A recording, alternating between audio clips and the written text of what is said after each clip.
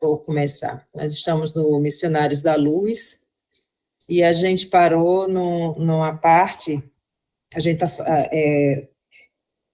está no capítulo em que está tendo toda uma preparação para a reencarnação de um espírito que vai retornar à Terra. Então, e agora está justamente na parte em que ele está sendo ligado a, ao corpo ao corpo materno, todo esse processo que é de aprendizado aqui para a gente, né? Tem muitas das coisas que a gente leu na semana passada, eu não tinha nem ideia.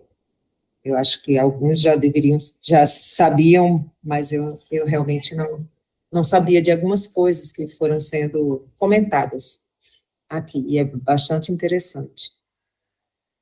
Eu vou começar, a gente parou um pouquinho mais abaixo, mas eu vou começar aqui do quanto à estranheza. Quanto à estranheza do que se sente... Está gravando? Deixa eu ver aqui. Tá. Quanto à estranheza do que se sente possuído, não vemos razão para tanto.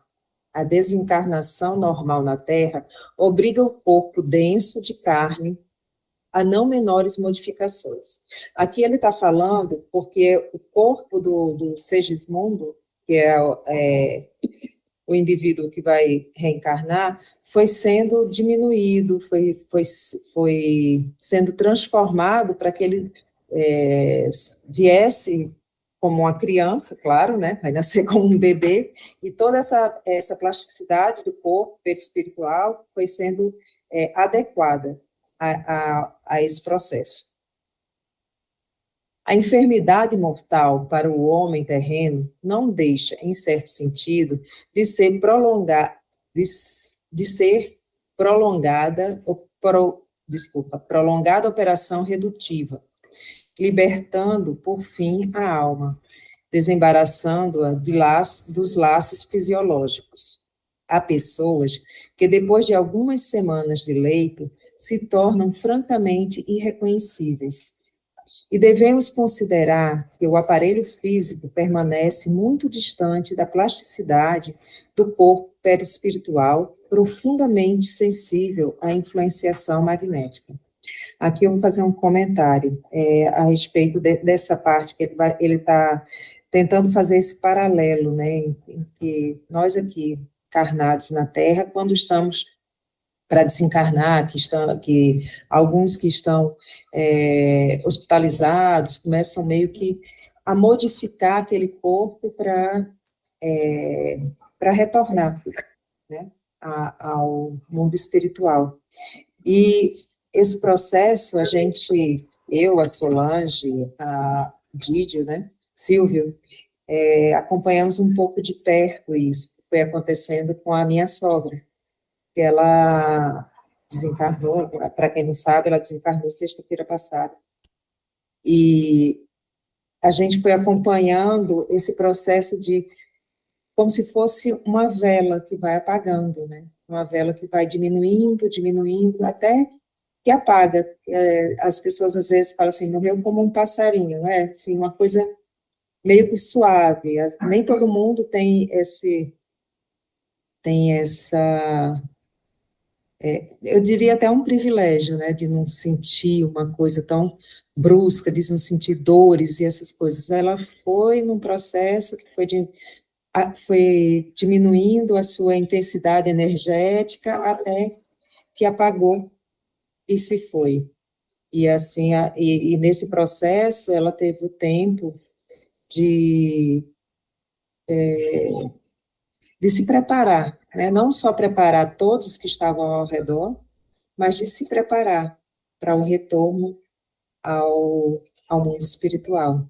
E é um processo interessante para a gente que acompanha, para a gente que está envelhecendo, também ver, né, tudo isso que ocorre, a beleza, né, da vida, e encontrar também a beleza no retorno, porque às vezes parece muito que quem está lá no mundo espiritual, quando vem para cá, não deixa de ser um processo de morte, né, digamos assim, para aquele mundo e reviver nesse daqui. E daqui para lá a mesma coisa. Me perdi. Ah, tá aqui. A explicação não podia ser mais lógica.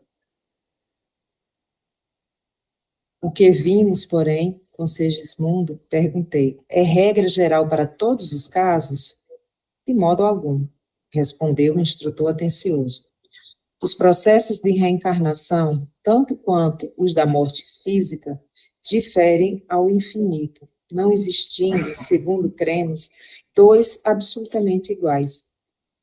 As facilidades e obstáculos estão subordinadas a fatores numerosos, muitas vezes relativos ao estado consciencial do próprio interessado no regresso à crosta ou na libertação dos veículos carnais. Há companheiros de grande elevação que, ao voltarem à esfera mais densa, em apostolado de serviço e iluminação, quase dispensam o nosso concurso. Outros irmãos nossos, contudo, procedentes de zonas inferiores, necessitam de cooperação muito mais complexa que a exercida no caso de Segismundo. Não deveriam renascer, porém, interroguei curioso, tão somente aqueles que perdão, que se revelassem preparados? Opa, peraí. Não podemos esquecer, no entanto, refutou meu esclarecedor interlocutor, que a reencarnação é o curso repetido de lições necessárias. A esfera da crosta é uma escola divina, e o amor, por intermédio das atividades intercessórias, reconduz diariamente ao banco escolar da carne milhões de aprendizes. O orientador amigo calou-se por alguns instantes e prosseguiu. A reencarnação de Segismundo obedece às diretrizes mais comuns. Traduz expressão simbólica da maioria dos fatos dessa natureza, porquanto nosso irmão pertence à enorme classe média dos espíritos que habitam a crosta, nem altamente bons, nem conscientemente maus. Nós estamos nessa daí também, hein?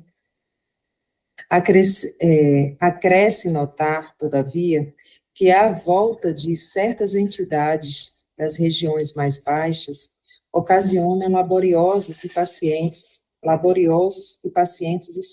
esforços dos trabalhadores do nosso plano. Semelhantes seres obrigam-nos a processos de serviço que você gastará ainda muito tempo para compreender. As elucidações de Alexandre calavam-me fundo, satisfazendo-me a pesquisa intelectual. Entretanto, novas indagações surgiam-me na mente sequiosas. Foi então, reprimido por intensa e legítima curiosidade, perguntei respeitoso. O auxílio que vemos atingirá, porventura, a todos? Aqui nos encontramos num lar em bases retas, segundo a própria afirmação.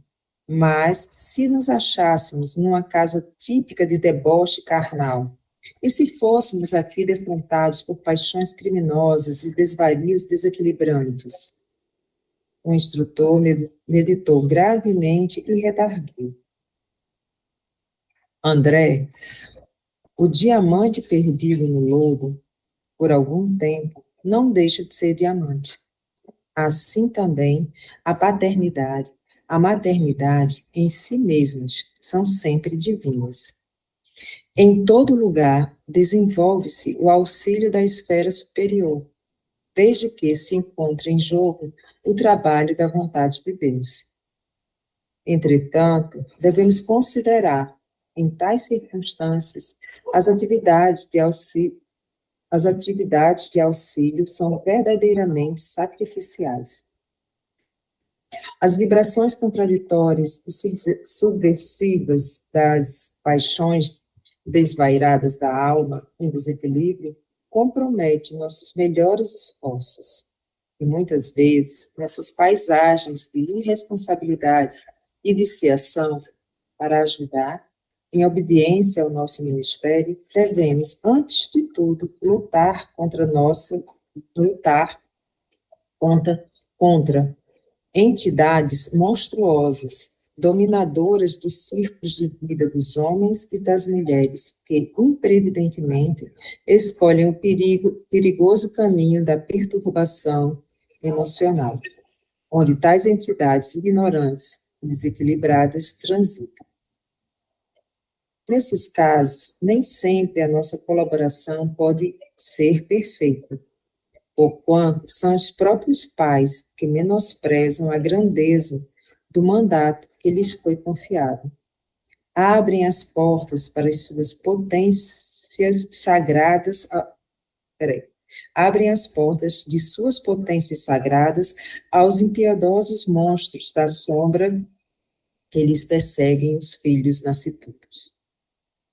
Certas almas heróicas escolhem semelhante entrada na existência carnal, a fim de se fortalecerem nas resistências supremas contra o mal, desde os primeiros dias de serviço uterino. Entretanto, devemos considerar que é precioso ser suficientemente forte na fé e na coragem para não sucumbir. Nos renascimentos dessa espécie, o maior número de criaturas, porém, cumpre o programa salutar das provações retificadoras. Muitas fracassam. Todavia, há sempre grande quantidade das que retiram os melhores lucros espirituais no setor da experiência para a vida eterna. Alexandre comentara o assunto com imponente beleza. Começava eu a compreender a procedência de certos fenômenos teratológicos e de determinadas moléstias congênitas que no mundo confragem o coração. As exceções do momento levaram-me a novo e fascinante estudo, a questão das provas retificadoras necessárias. Em seguida, Alexandre convidou os construtores a examinarem os mapas cromossômicos em companhia dele, junto de Herculano. Acompanhei o trabalho com interesse, embora absolutamente desprovido de competência para ajuizar com precisão relativamente aos caprichosos desenhos sob nosso olhar. Pode falar. Pode falar. E que eu achei interessante, acompanhei o trabalho com interesse, embora absolutamente desprovido de competência para ajuizar com precisão. Sabe o que significa isso? Eu assisti uma cirurgia. Nada. Como eu não entendo nada, eu não sou nada. É a mesma coisa que isso aqui, estou fazendo essa comparação, porque é uma coisa tão profunda, que nós na Terra ainda não temos essa concepção de como funciona todo esse mecanismo cromossômico, toda essa coisa genética ainda, a gente está tateando. Então, eu estou vendo assim, eu vi como fosse eu assistindo uma cirurgia, nada, fico só observando. A gente sabe que é sangue, isso e aquilo, osso, carne e tal, mas não tem uma visão mais do que isso, pelo menos assim que eu vejo. E como estava o André Luiz nessa situação. É isso só que eu queria falar. É interessante você ter levantado esse ponto, né? Porque o André Luiz, ele era um médico, né? E mesmo assim, dentro daquela atuação cromossômica, como eles estavam atuando, ele não tinha visão para isso ainda, né?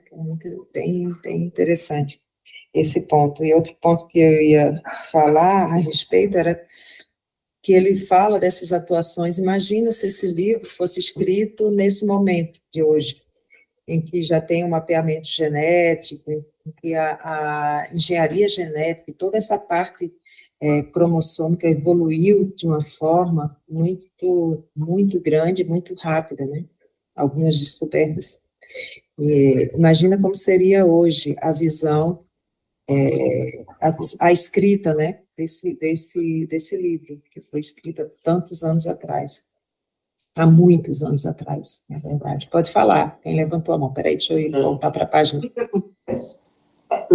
Veja só, sobre não, acho que não haveria muita mudança, não. Porque o mapeamento cromossômico, mapeamento genético, para a gente ter uma ideia. Se lembra quando, na época do descobrimento, como eles desenhavam o planeta, a Terra, tal, e Bererê, aqueles mapas todo errôneo, assim são os mapas do nosso cromossomo, está cheio de erro. Hoje em dia, e a gente aprendeu que a Terra era uma laranja, você se lembra disso? E hoje em dia, com os recursos que já tem no satélite, a Terra não é uma laranja, a Terra é uma batata, toda irregular, toda cheia de nuances, entende? E a mesma coisa isso tudo estou falando porque eu já li no caso, né? Que o mapa cromossômico ainda está muito longe da gente atingir, saber as coisas certinho. A gente ainda está tateando. Você sabe que existe o hemisfério norte, o hemisfério sul, o Brasil está lá embaixo, o caminho para chegar lá vai por aqui, mas é só isso que eu queria falar. Continuar, então. Não me é dado transmitir determinadas definições daquela pequena assembleia de autoridades espirituais, por falta de elementos para comparação analógica. Mas posso dizer que, fim da parte propriamente técnica das conversações, meu orientador acrescentava satisfeito. Com exceção do tubo arterial, para a parte a dilatar-se para o mecanismo do coração, tudo irá muito bem. Todos os genes poderão ser localizados com normalidade absoluta.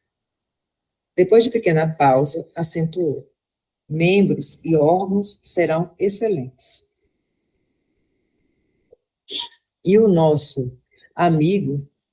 se o nosso amigo souber valorizar as oportunidades do futuro, possivelmente conquistará o equilíbrio do aparelho circulatório, mantendo-se em serviço de iluminação por abençoado tempo de trabalho terrestre. Depende dele. Pode falar. Não é que eu queira assim, ser assim, conveniente, não. É a mesma coisa como vocês são médicos. Né? Então, você pega o paciente e fala isso para eles ficam escutando. É a mesma posição que ele está falando aqui para o André Luiz, dando as posições. Porque como ele não tinha alcance, a gente não tem alcance, eu não tenho alcance da MS, então a gente procura o médico vai nos dar orientação como proceder. Então é a mesma coisa aqui como estava o André Luiz. Quando ele não tinha noção de nada, ele estava falando das consequências depois de analisar o sistema cromossômico, né? É só isso. Voltando-se para os construtores, falou-lhe a fala. Meus amigos,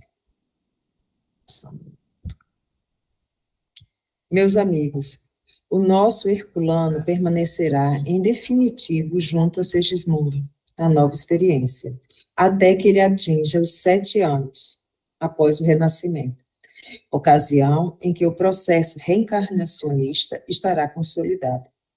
Depois desse período, sua tarefa de amigo e orientador será amenizada, visto que seguirá o nosso irmão em sentido mais distante.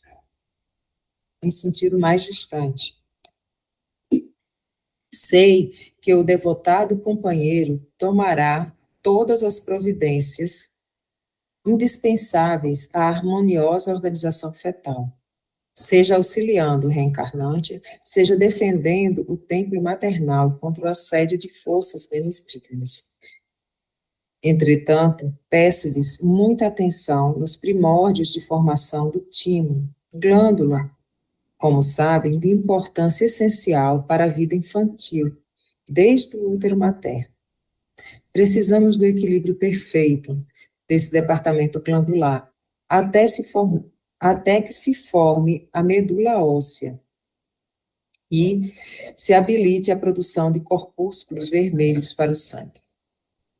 Diversos gráficos das disposições cromossômicas facilitarão os serviços dessa natureza.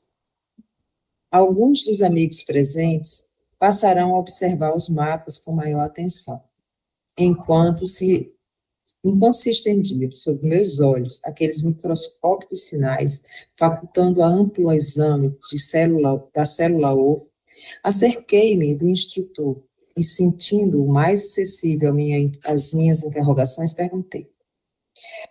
Temos, neste mapa, a geografia dos genes da hereditariedade distribuídos nos cromossomos.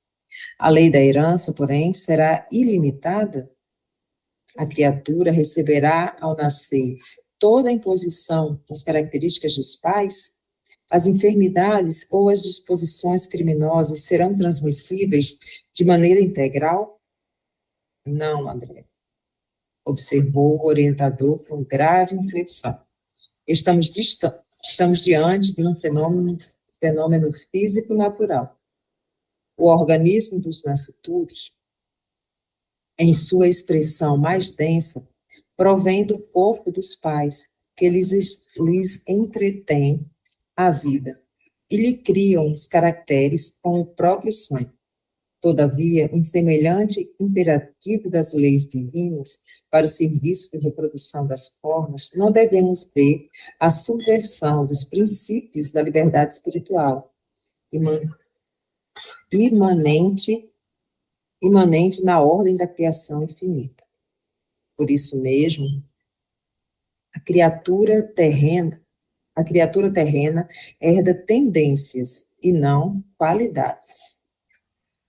As primeiras cercam o homem que renasce desde os primeiros dias de luta, não só em seu corpo transitório, mas também no ambiente geral a que foi chamado a viver, aprimorando-se. As segundas resultam do labor individual da alma encarnada, na defesa, educação e aperfeiçoamento de si mesmo nos ciclos benditos da experiência. Interessante essa parte, vou até ler novamente. Pode falar, quem levantou a mão. Pode falar, depois a gente conversa. Não, eu ia ler novamente só, para a gente gravar essa parte. O que eu achei interessante aqui é que nós já sabemos disso, mas a grande maioria não sabe. Herda tendência, não qualidades, porque as pessoas confundem, às vezes, a pessoa com alta capacidade de inteligência como espírito evoluído. Isso aí é praticamente, no mundo terreno, isso é um sinônimo. A pessoa muito inteligente, muito evoluída, que não é. Isso aí, simplesmente, a inteligência é uma provação que ele vai ter, que leva depois a arrogância, uma prova difícil, assim como a prova da pobreza e da riqueza, da inteligência, que a pessoa vai e fica com o ego inflado, enquanto tem a prova da burrice também, né? E aí a pessoa associa a burrice como um espírito não evoluído, que também não tem nada a ver, como ele está falando aqui, é da tendência, não as qualidades espirituais, é só isso. Era essa parte que eu ia reler. Por isso mesmo, a criatura terrena herda tendências e não qualidades. As primeiras, ou seja, as tendências, cercam o homem que renasce desde os primeiros dias de luta, não só em seu corpo transitório, mas também no ambiente geral que foi chamado a viver, aprimorando-se. A segunda, as qualidades, resultam do labor individual de cada alma encarnada, da defesa, educação, aperfeiçoamento de si mesmo, nos círculos benditos da experiência. Pode falar. Veja só, batendo nessa mesma terra, nós temos dois médicos, nós temos um e o outro era um médico, Francisco Cândido. Tu vê, a cultura que aquele cara tinha é uma coisa incrível. Mas é por quê? Porque essas qualidades ele tinha inspiração divina. E outro que às vezes eu fico de queixo caído é com o Divaldo Franco, com a idade dele, o que ele fala são coisas profundas e ele não para nem para pensar. Ele simplesmente vai falando, porque ele está conectado com a grande mente divina, né?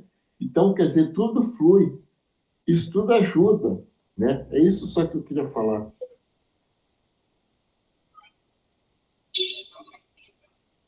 Se o espírito reencarnado estima as tendências inferiores, desenvolvê-las-á. Ao reencontrá-las dentro do novo quadro da experiência humana, perdendo um tempo precioso e menosprezando o sublime ensejo de elevação. Todavia, se a alma que regressa ao mundo permanece disposta ao serviço de autoelevação, sobrepairará a quaisquer exigências menos nobres do corpo ou do ambiente, triunfando sobre as condições adversas, obtendo títulos de vitórias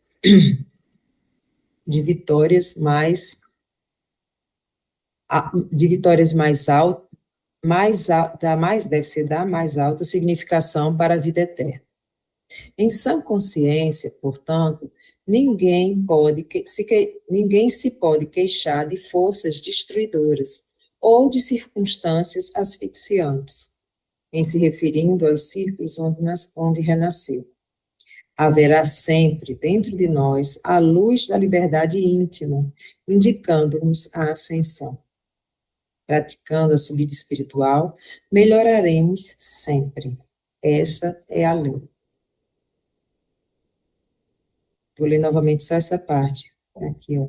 Haverá sempre dentro de nós a luz da liberdade íntima, indicando-nos a ascensão. Em virtude das anteriores explicações do orientador, relativamente à importância da assistência de Herculano a Segismundo reencarnado, até os 7 anos, procurei obter do instrutor algumas elucidações a respeito. Pedi desculpas a Alexandre, todavia não me pude furtar a delicada inquirição. Por que tamanho cuidado com o sangue do futuro recém-nascido? Somente aos 7 anos iniciais da existência humana estaria terminado o serviço de reencarnação? Como sempre acontecia, o nobre mentor ouviu-me complacente, sorriu qual pai carinhoso e respondeu solícito. Você não ignora que o corpo humano tem as suas atividades propriamente vegetativas, mas talvez ainda não saiba que o corpo perispiritual, que dá forma aos elementos celulares, está fortemente radicado ao sangue. Na organização fetal, o patrimônio sanguíneo é uma dádiva do organismo materno. Logo após o renascimento, inicia-se o período de assimilação diferente das energias orgânicas, em que o eu reencarnado ensaia a consolidação de suas novas experiências.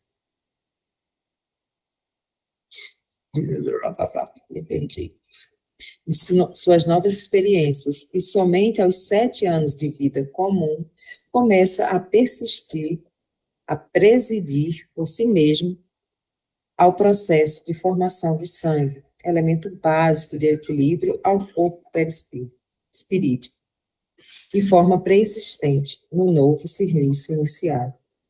O sangue, portanto, é como se fora o fluido divino que nos fixa as atividades no campo material, e seu fluxo e refluxo incessante na organização fisiológica nos fornece o símbolo do eterno movimento das forças sublimes da criação infinita.